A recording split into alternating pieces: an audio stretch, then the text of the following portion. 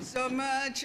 Good afternoon, everybody. My name is Commissioner Rachel Alba, and I'm the Commissioner of the Mayor's Office for People with Disabilities.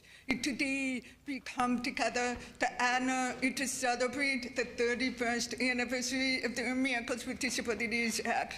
And I'm so proud to work with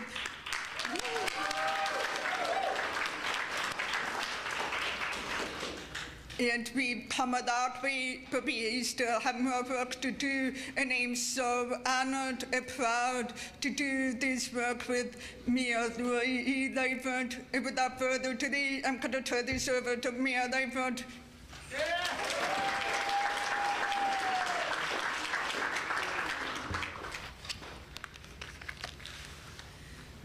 Good afternoon, everyone. And thank you so much for being here. Thank you, Commissioner Arfa. Thank you so much for everything that you do. It's my pleasure to be here to recognize the 31st anniversary of the Americans with Disabilities Act, or the ADA, the landmark civil rights law that granted equal rights to people with disabilities. This anniversary is also especially important as it marks the 31st year since the creation of the Mayor's Office for People with Disabilities, or MOPD, in October of 1990.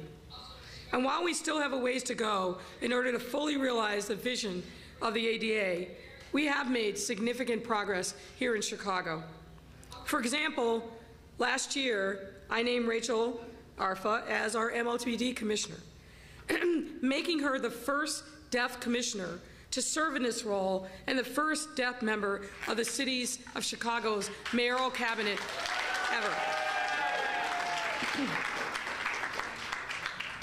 We also created the citywide access officer structure, which ensures every single city department and sister agency has a point person on accessibility, thus making it easier to navigate accessibility needs. And I can't underestimate how important this is, making sure that in every city department, not just relying upon MOPD, but every department has a sensibility and intentionality around disability, and making sure that in all the decisions that are being made at the department level, that we are focused on access. That, ladies and gentlemen, is historic and important.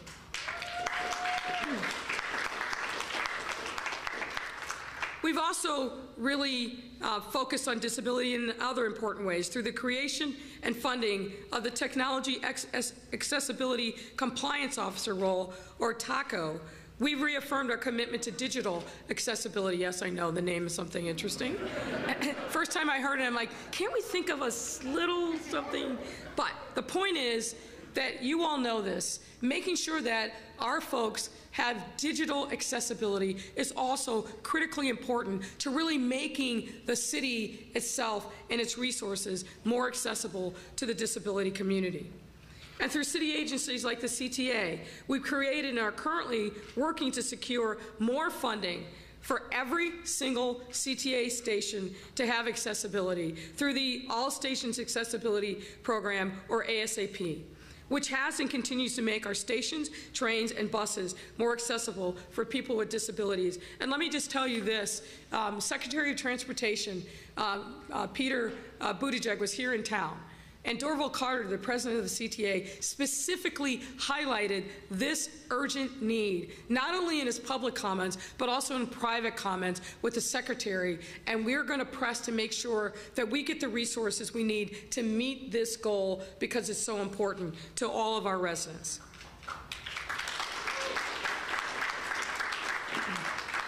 In addition, we've also forged a number of important partnerships with other departments, many of whom have representatives joining us today. For example, our Department of Cultural Affairs and Special Events is committed to putting on performances with performers with disabilities, some of whom you just heard from today. And our Department of Public Health has hosted vaccine clinics and events for our residents with disabilities. Today, we also have vaccines at the ready for you to take advantage of if you still need it and haven't received one. Or if you know someone who needs them, ring them up, get them over here. We want to make sure we continue to push vaccines that are life-saving. So please make sure to stop by, get vaccinated, and even get a Six Flags or Field Museum pass for doing so before you leave. Opportunities and partnerships like the one I've mentioned serve as proof of our commitment to serving our residents equitably, including residents with disability. After all, 1 in 10 Chicagoans has a disability. And as we all know, anyone can develop a disability, whether it is visible or invisible, at birth or later in life. My family and I have experienced the latter. Some of you know that my father was a deaf man, but he lost his hearing when he was in his early 20s, when my 2 oldest siblings were children, and my mother and he were very young in their marriage. So I grew up with my father, knowing him as a deaf man, watching him struggle, watching him try to fit in, and knowing that he was denied opportunities and discriminated against simply because of his disability and the color of his skin. So this is very, very personal to me. It's important that we build opportunities for engagement with all of our residents, and we need not leave anyone behind, certainly not as a result of a disability.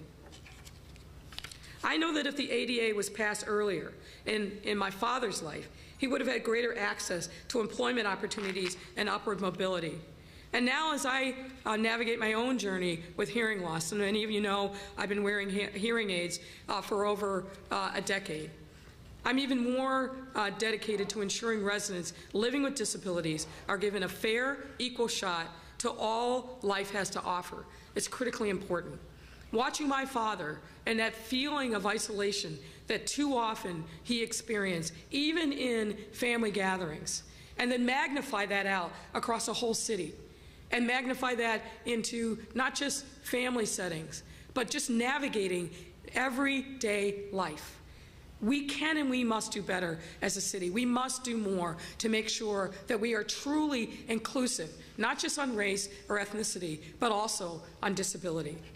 So as we commemorate the 31st anniversary of the ADA and the 31st anniversary of the formation of the MOPD, I want you all to know that I am personally committed to working with all of you, along with all of our city departments, MOPD-led, to continue making Chicago the most accessible city in the nation.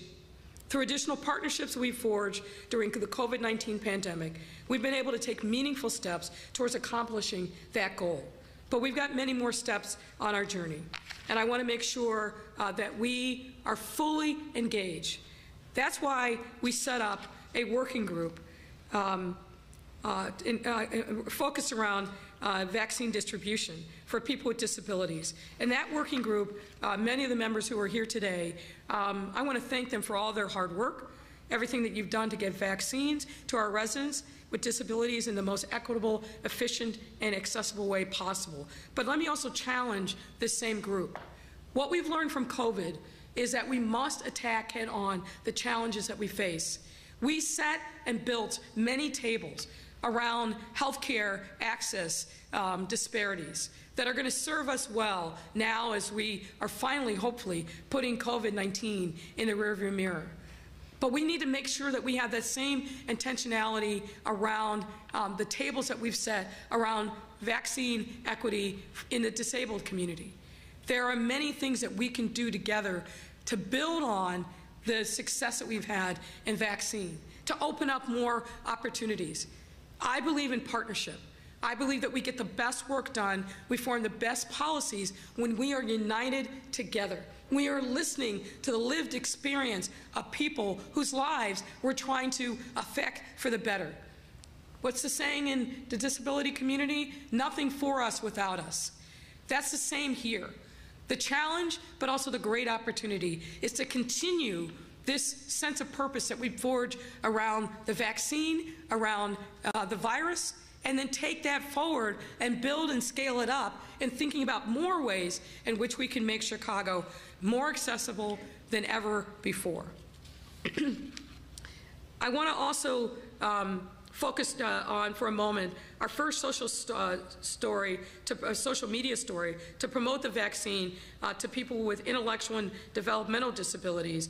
And for that, I want to give a special thanks to Elijah and Ned for letting us photograph them as they went through the vaccine process. as well as Infinity Teach, the Self-Advocacy Alliance, and MOPD staff for creating this important resource. And last but not least, we formed a special partnership with Stacy Woods, a deaf nurse and proud graduate of Malcolm X's nursing program. Thank you, Stacy, for volunteering your time and talents to vaccinate our residents and help our city turn the chapter on COVID-19. During the pandemic, we have learned many lessons about accessibility and engagement, with one of the most important being that we cannot quickly revert back to the old ways of doing things. I've challenged every single city commissioner, and Commissioner Arfa included. What did we do during COVID that we need to keep and build upon? We did a lot of things out of necessity, out of a sense of urgency and emergency.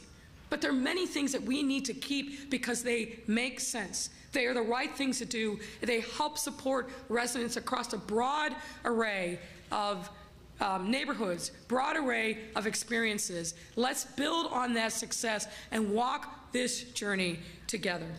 So thank you so much for being part of this special announcement and program. Thank you so much for everything that you do. And let's keep making sure that Chicago is a great city because every voice is heard. Thank you very much.